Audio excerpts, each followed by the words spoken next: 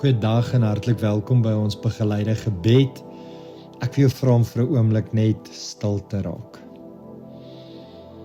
Die Here is reeds hier en vandag fokus ons op die vreugde en die vrede van die Heilige Gees. Kom ons haal lekker diep in en uit asem.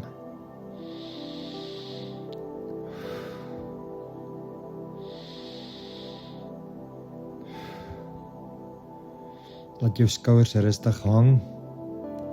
God is baie naby aan ons.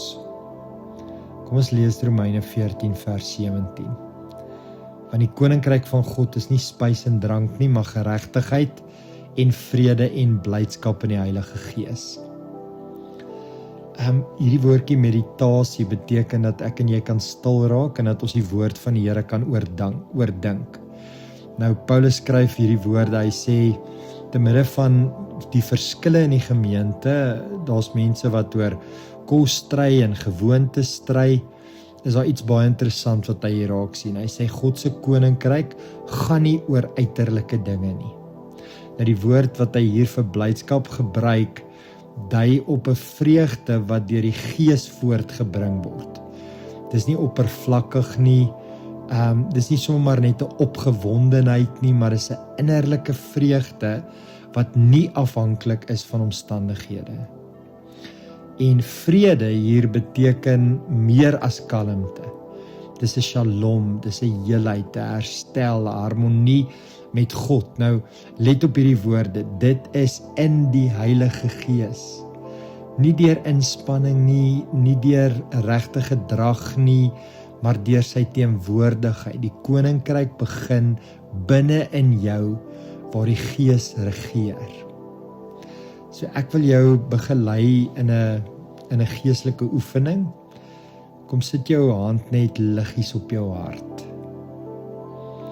En dan fluister jy hierdie woorde: Heilige Gees, bring u vrede, nie deur krag nie, maar deur u Gees. Heilige Gees, bring u vrede, nie deur krag nie, maar deur u Gees.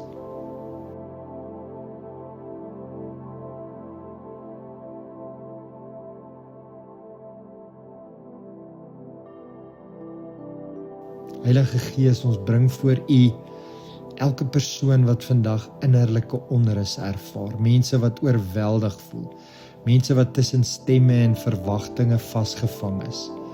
Here, laat u koninkryk binne in hulle begin, nie deur argumente nie, maar deur vrede, nie deur druk nie, maar deur blydskap. Regeer u, Here.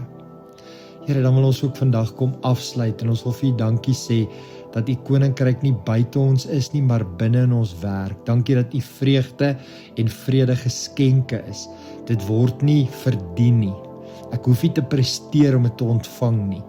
Ons vertrou u Gees om in ons te doen wat ons nie self kan doen, Here. Ons rus in u, in Jesus se naam. Amen.